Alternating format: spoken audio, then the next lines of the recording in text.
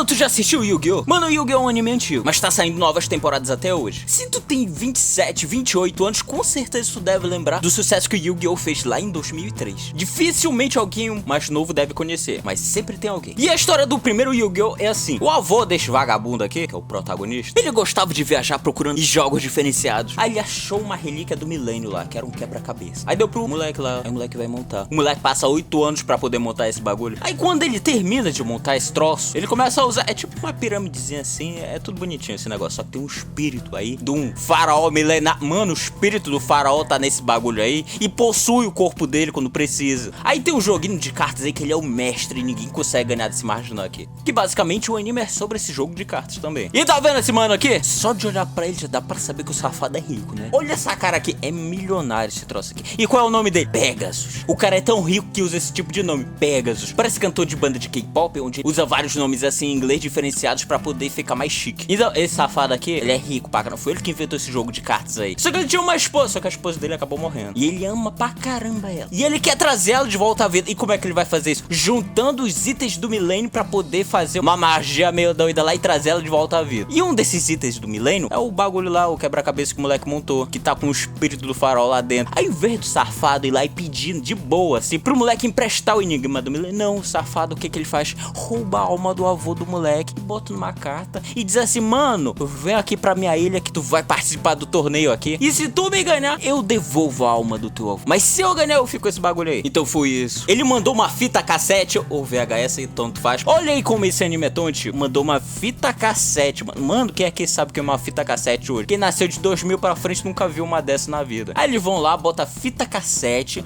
no videocassete. O bagulho nem existe mais. Aí tá lá o mano explicando tudinho. Aí ele vai ter que ir lá pra ilha do filho de uma égua, participar do torneio, vencer todo mundo até chegar nele e vencer ele. Aí ele vai libertar o avô dele. E é claro que o anime não é só sobre isso, acontece várias coisas depois disso daí. Tem até outro torneio que esse outro mano aqui ele faz, que esse daqui é o Kaiba, meu personagem favorito. Marginal mau caráter, mas é gente boa. E logo assim que esse anime acabou, saiu várias outras temporadas com protagonistas diferentes. Teve o Yu-Gi-Oh! GX, o Yu-Gi-Oh! 5DS, Zexal, Arc 5, Vrans e outro lá que eu não gosto. Mas por que esse anime tem tantas temporadas assim? É porque assim, a empresa dona dele, do jogo de cartas pelo menos, dos direitos autorais, paga pra fazer esses animes. Por quê? Porque esse é um ótimo marketing pras cartinhas deles. E vender cartinha dá dinheiro pra caramba. E mano, tem até torneio mundial desse bagulho aqui. Tem jogo pra celular desse negócio aqui também. Tem pra computador. Mano, eu amo esse jogo. Então, o anime é mais como uma forma de marketing pra vender as cartas. Tem mangá deles tudo assim. Só que tipo assim, o primeiro mangá de onde o anime foi baseado, ele não era pra ser assim, sobre jogo de cartas. Era pra ser sobre um marginal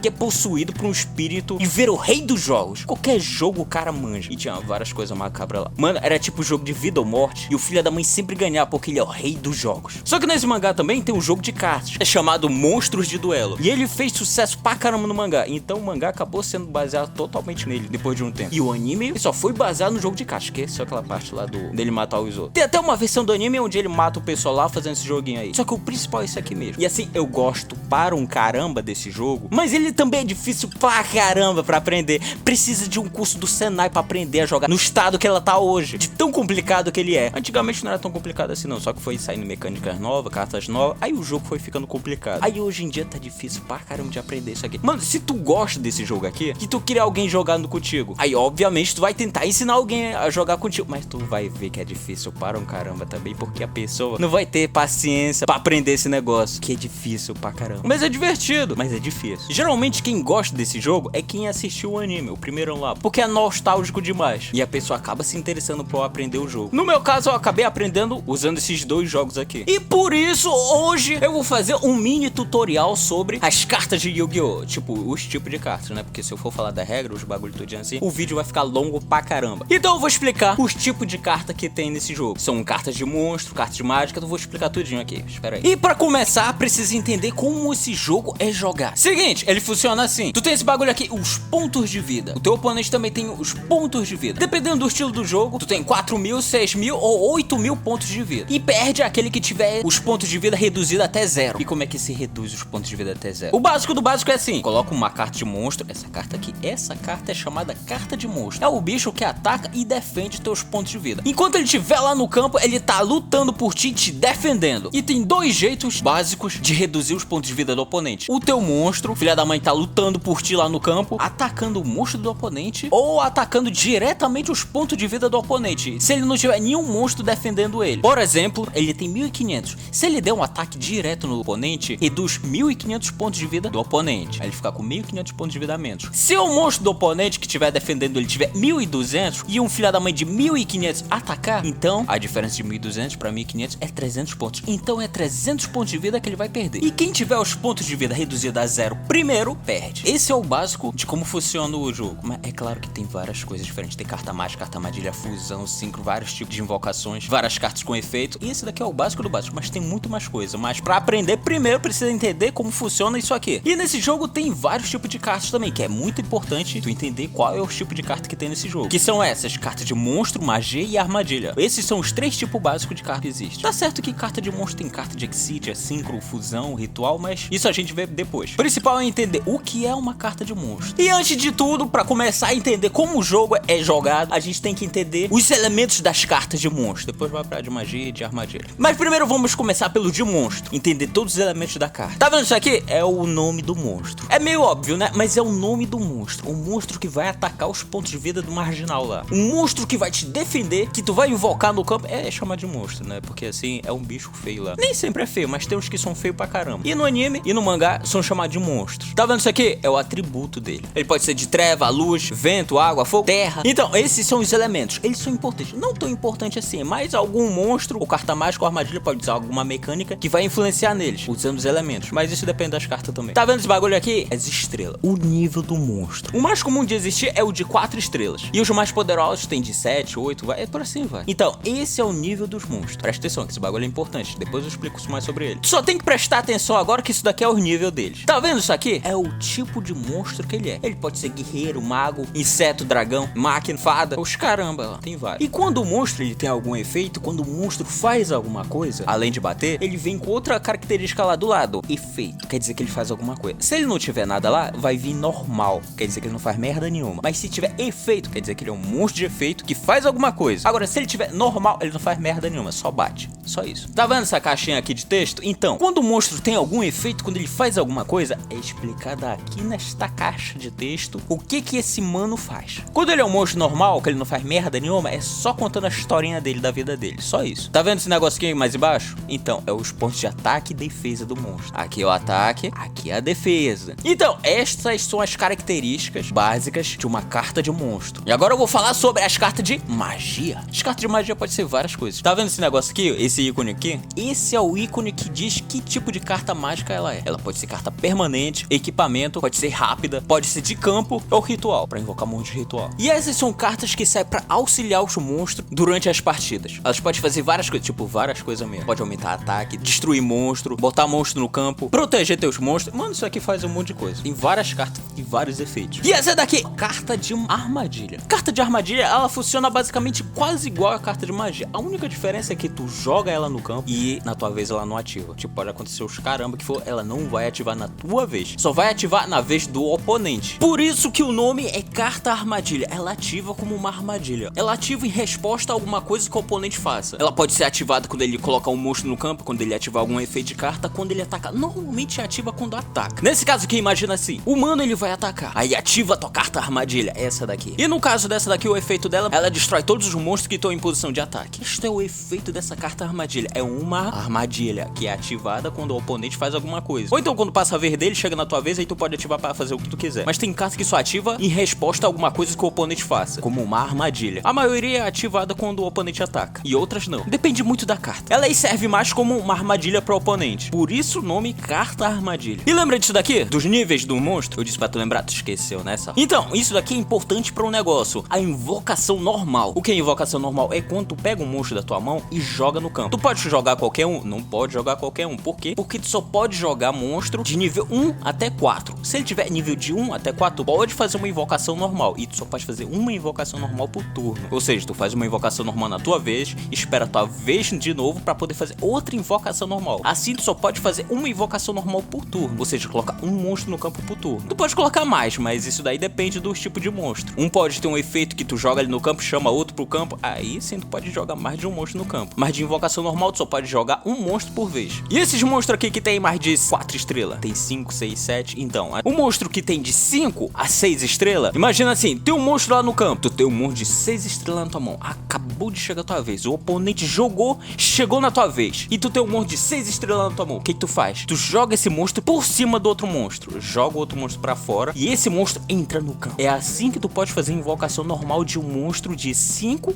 até 6 estrelas. E se ele tiver 7 estrelas pra cima? Aí o negócio complica mais um pouquinho. Porque ao invés de tu tirar um monstro do campo, tu vai ter que tirar 2 monstros do campo. Imagina assim, chegou na tua vez, tem 2 monstros no campo, e tu tem um monstro de 7 estrelas. O que tu faz pra poder jogar ele? Tira esses 2 monstros do campo, joga pra fora e joga esse daqui no campo. Aí sim ele pode ser invocado por invocação normal. Aí o nome disso é invocação tributo, tá? Botar um monstro de nível mais alto tirando 1 ou 2 monstros de nível menores do campo. Invocação tributo. Mas também só pode fazer uma vez por turno. E é só isso, povo. Eu espero que vocês tenham gostado. Se gostaram, dê like, porque esse troço aqui deu um trabalho do caramba pra fazer. Então, por favor, dê like e compartilhe o vídeo com aquela pessoa que tu tem vontade de ensinar a jogar Yu-Gi-Oh!, mas tu tem preguiça também de ensinar. E a pessoa tem vontade de aprender a jogar, mas a pessoa não sabe como aprender. Então mande esse vídeo pra essa pessoa, tá bom? Valeu, obrigado e tchau!